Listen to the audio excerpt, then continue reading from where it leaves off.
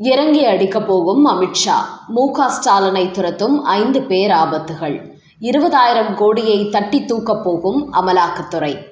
வணக்கம் நண்பர்களே. தமிழக முதலமைச்சர் மு.க. ஸ்டாலின் கடந்த 2021 சட்டமன்ற தேர்தலில் வெற்றி பெற்று முதல் முறையாக முதலமைச்சரானார்.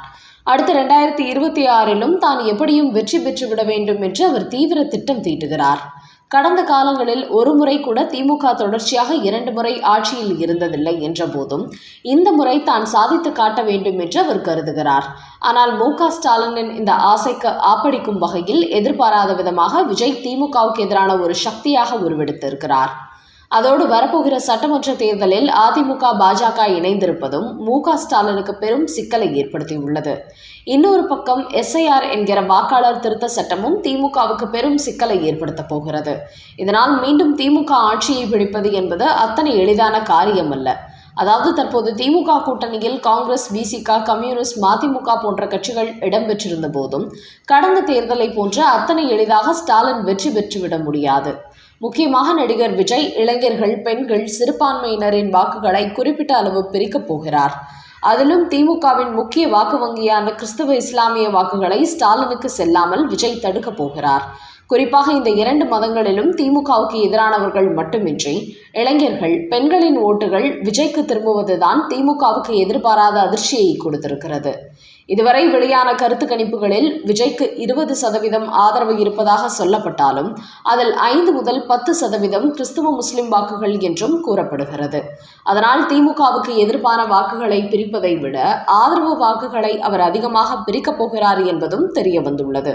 அதனால் கடந்த தேர்தல்களில் 50% வரை ஓட்டுகளை பெற்ற மு.க. ஸ்டாலின் இந்த முறை 30% தான் பெறுவார் என்பதே சர்வே முடிவுகள் தெரிவிக்கும் தகவலாக உள்ளது.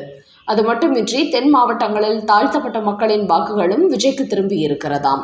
இதுதான் திமுகவுக்கு பலத்த அதிர்ச்சியை கொடுக்கும் என்றும் கூறுகிறார்கள். இன்னொரு பக்கம் அதிமுக, பாஜக கட்சிகள் பாமக, தேமுதிக, தமிழ் மாநில காங்கிரஸ், புதிய தமிழகம் போன்ற கட்சிகளுடன் களமிறங்குவது ஒரு வலுவான கூட்டணியாகவே பார்க்கப்படுகிறது. இந்த கூட்டணிக்கு 40% வரை ஓட்டுகள் கிடைக்கும் என்று சர்வே முடிவுகள் தெரிவிக்கும் நிலையில் திமுக அதைவிட குறைவதற்கான வாய்ப்புதான் அதிகமாக உள்ளது.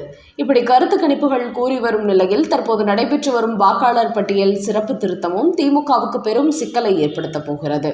வாக்காளர் பட்டியல் சரிபார்ப்பு என்கிற போது போலி வாக்காளர்களை கண்டிப்பாக நீக்கி விடுவார்கள்.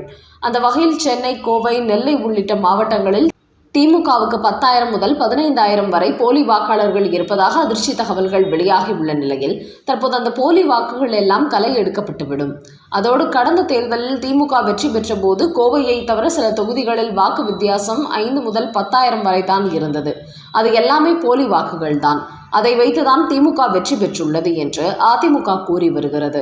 இந்த நிலையில் தற்போது SIR மூலம் அந்த 10,000 முதல் 15,000 வரை போலி வாக்குகள் நீக்கப்பட்டு விட்டால் அது திமுகவுக்கு மிகப்பெரிய பின்னடைவை ஏற்படுத்திவிடும்.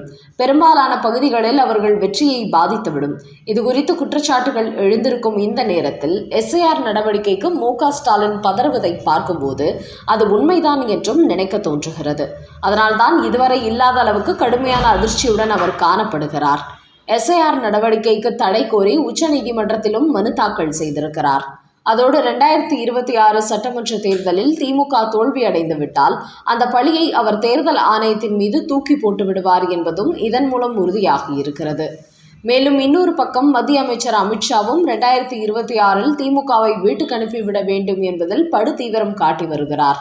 அதன் காரணமாகவே திமுகவுக்கு எதிரான கூட்டணியை உருவாக்குவதோடு விசாரணை அமைப்புகள் மூலம் தனது மிரட்டலை அதிகப்படுத்தி இருக்கிறார். தேர்தல் நேரத்தில் மூத்த அமைச்சர்களை குறிவைத்து அதிரடி ரெய்டுகளும் நடத்தப்பட உள்ளது. தற்போது 888 கோடி லஞ்ச விவகாரத்தில் அமைச்சர் KN நேரு சிக்கியுள்ள நிலையில் அடுத்தடுத்து 13 அமைச்சர்களை தட்டி தூக்கவும் தயாராகிவிட்டார்கள். இந்த நேரத்தில் முதலமைச்சர் மு.க. ஸ்டாலின் தமிழகத்தை 4 மண்டலங்களாக பிரித்து ஒவ்வொரு மண்டலத்திற்கும் 5,000 கோடி வரை தேர்தலில் வாக்காளர்களுக்கு பணப்பட்டுவாடா செய்ய திமுகவின் பண முதலைகளுக்கு ரகசிய உத்தரவு போட்டுள்ளாராம். அந்த வகையில் 2026 சட்டமன்ற தேர்தலில் 20,000 கோடி வரை திமுக களமிறக்குவதாக சீக்ரெட் தகவல்கள் கசிந்துள்ளன. ஆனால் இது குறித்த தகவல்களை உளவுத்துறை கொடுத்ததை அடுத்து பெரும் புள்ளிகள் பணத்தை வெளியே எடுக்கும்போது அவர்களை கட்டம் கட்டிவிட வேண்டும் என்று மத்திய அமைச்சர் அமித்ஷா தயார் நிலையில் இருப்பதாகவும் சொல்லப்படுகிறது. அதனால் இந்த 2026 சட்டமன்ற தேர்தல் என்பது மு.க. ஸ்டாலினுக்கு மிகப்பெரிய சவாலாக இருக்கும். 2021 போன்று அத்தனை எளிதில் அவர் இந்த முறை வெற்றி பெற்றுவிட முடியாது. அதோடு அவரது ஆட்சி மீது ஏகப்பட்ட அதிருப்தியும் உள்ளது. அதனால் கடந்த முறை திமுகவுக்கு வாக்களித்தவர்கள் கூட இந்த முறை அதிமுக பாஜகவுக்கு வாக்களிப்பார்கள். அப்படி ஒரு நிலையும் ஏற்பட்டிருக்கிறது. அந்த வகையில் அதிமுக பாஜக வலுவான கூட்டணி, விஜய் தனித்து போட்டியிடுவது போன்ற விஷயங்கள் திமுகவுக்கு பின்னடைவையும் அவரது ஓட்டுகளை சிதறடிக்கும் சூழலையும் ஏற்படுத்தும். அதனால் 2026 சட்டமன்ற தேர்தல் வெற்றி என்பது திமுகவுக்கு எட்டாக்கனியாகவே 90% வாய்ப்பு இருக்கிறது என்பதே அரசியல் வல்லுநர்கள் பலரும் சொல்லும் கருத்தாக உள்ளது. அடுத்த செய்தி, டெல்லியில் கார் குண்டுவெடிப்பு. சம்பவத்தை பார்த்தவர்கள் சொன்ன அதிர்ச்சி தகவல். டெல்லி செங்கோட்டை அருகே நேற்று மாலை 7 மணி அளவில் சக்தி வாய்ந்த குண்டு வெடித்து பெரும் பரபரப்பை ஏற்படுத்தியது. காரில் ஏற்பட்ட குண்டு வெடிப்பை தொடர்ந்து அந்த பகுதியில் உள்ள கடைகள், வாகனங்கள் எல்லாம் தீப்பற்றி எரிந்தன. அதையடுத்து காவல்துறை, வெடிகுண்டு நிபுணர்கள் வந்து விசாரணையை தொடங்கியுள்ளார்கள். மத்திய உள்துறை அமைச்சர் அமித்ஷாவும் சம்பவ இடத்திற்கு சென்று பார்வையிட்டதோடு விபத்தில் காயப்பட்டவர்களை நேரில் சென்று நலம் விசாரித்துள்ளார். இந்த நிலையில் இந்த குண்டு வெடிப்புக்கு காரணம் தீவிரவாத தாக்குதலா என்கிற கோணத்தில் விசாரணை நடைபெற்று வருகிறது. இந்த சம்பவத்தில் 10 பேர் உயிரிழந்த நிலையில் 3 பேர் கவலையிடமாக இருப்பதாக கூறப்படுகிறது. இந்த நிலையில் இந்த விபத்தை நேரில் பார்த்தவர்கள் கார் குண்டுவெடிப்பு குறித்து சில அதிர்ச்சி தகவலை தெரிவித்திருக்கிறார்கள். அவர்கள் கூறுகையில், கார் குண்டு வெடித்து சிதறியதும் நாங்கள் ஓடி வந்து பார்த்தோம். அப்போது மனித உடலின் பாகங்கள் சிதறி கிடந்தது. வாகனங்கள் எரிந்து கொண்டிருந்தன. இது போன்ற ஒரு வெடிகுண்டு சத்தத்தை வாழ்நாளில் கேட்டதே இல்லை.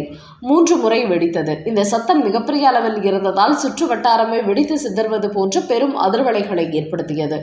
குறிப்பாக மிகப்பெரிய நிலநடுக்கம் ஏற்பட்டது போன்று டெல்லி செங்கோட்டை அருகில் உள்ள வீடுகள், கடைகள் எல்லாம் இடிந்து விழுந்தது.